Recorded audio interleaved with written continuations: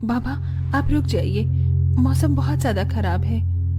मुझे तो समझ नहीं आ रहा, ये दिन पर दिन मौसम खराब होता जा रहा है। अगर ऐसे ही चलता रहा तो मजदूरी नहीं कर पाऊंगा और घर में खाने को एक दाना तक नहीं आ पाएगा। तभी बहुत तेज आंधी तूफान चलता है। अरे देखो जरा देखो, कितनी तेज तूफान चल रहा है। अरे महेश बेटा, तू झोपड़ी के ऊपर तिरपाल तो लगा कर आया था ना? हाँ बाबा, लगा दी थी तिरपाल। और उसके ऊपर तूने ईंटें रखी थी या नहीं? बाबा, ईंट रखना तो मैं भूल गया। महेश के इतना कहते ही झोपड़ी के अंदर बारिश की वजह से पानी टपकना शुरू हो जाता है। हे भगवान महेश, तूने ये क्या किया? तुझे मैंने कहा था बारिश और तूफान तेज है, तुझे ईंटें रख देनी चाहिए थी। मुझे लग रहा है कि तिरपाल उड़ गई। चल चल मेरे साथ चल, अब तुझे मेरे साथ भीगते हुए मेहनत करनी होगी, नहीं तो पूरे घर में पानी ही पानी भर जाएगा।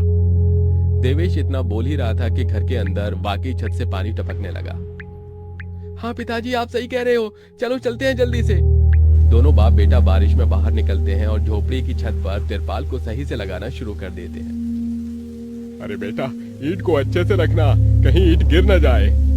ठीक है पिताजी, सही सही रखूंगा। महेश इतना कहकर अच्छे से ईंट से तिरपाल को दबाने लगता है, जिससे छत ढक जाती है और झोपड़ी में पानी टपकना बंद हो जाता है। लेकिन इसी के चलते हुए बेचारे दोनों के दोनों बहुत बुरी तरह भीग जाते हैं। अरे चलो बेटा, बहुत ठंड हो रही है, बाहर घर में चलते हैं। चलो, बरसात में मौसम बिल्कुल ठंडा हो गया है। हाँ पिताजी, आपने बिल्कुल सही कहा, चलिए। जब दोनों बाप बेटा घर के अंदर आ जाते हैं तो मेघा उन्हें सूखा कपड़ा देती है और अपना शरीर पोंछने के लिए कहती है। आप लोग अपना शरीर पोंछ लो और सूखे कपड़े पहन लो, नहीं तो ठंड लग सकती है। मेघा के दिए हुए कपड़े दोनों पहन लेते हैं। तभी बीमार शकुंतला बिस्तर पर पड़ी हुई मेघा से कहती है, अरे बेटी, तूने खाने के लिए कुछ बनाया नहीं? माँ, मैं बारिश के रुकने का इंतजार कर रही हूँ। घर के अंदर खाना कैसे बनाऊंगी? सारे में धुआं ही धुआं हो जाएगा। मेरी दवाई का समय हो गया है और मुझे भूख भी लग रही है। ठीक है माँ, मैं कुछ करती हूँ। मेघा अपने सिर पर एक सफेद कट्टा रखकर बारिश से बचते हुए बाहर से कुछ ईंटें लाकर घर के अंदर ही छोटा सा चूल्हा बना लेती है और उसी पर खाना बनाना शुरू करती है। अरे बेटी, पूरे घर में धुआं ही धुआं हो गया है। पिताजी, खाना बनाना भी तो बहुत जरूरी था। मेघा जैसे तैसे करके जल्दी जल्दी खाना बना लेती है। वो खाने में नमक मिर्च वाले चावल ही बना पाती है। माँ, माँ उठो, ये लोग खाना खा लो। शकुंतला मेघा के हाथों से खाना खाती है। शकुंतला के पूरे शरीर को पैरालाइज हुआ था, जिसके कारण ना तो वो हिल सकती थी और ना ही वो उठ सकती थी। मेरी प्यारी बेटी, इतनी कम उम्र में तेरे ऊपर कितनी जिम्मेदारी आ गई। हम गरीबों का कुछ नहीं हो सकता है। इस गरीब झोपड़ी के अंदर हम कैसे कैसे दिन देखते हैं। कोई बात नहीं माँ, बच्चे समय के अनुसार बड़े होते हैं, लेकिन मैं समय से पहले बड़ी हो गई हूँ। आपको तो खुश होना चाहिए। मैं तो इस कदर लाचार हो गई हूँ कि तेरे सर पर हाथ रखकर तुझे आशीर्वाद भी नहीं दे सकती बेटा। शकुंतला की आंखों से आंसू निकल रहे थे। मेघा उसके आंसू पोंछकर अपनी मां को हौसला देती है, जिसके बाद वो अपने भाई और पिता के साथ बैठकर खाना खाती है। बारिश होती ही रहती है, लेकिन बारिश रुकने का नाम ही नहीं लेती।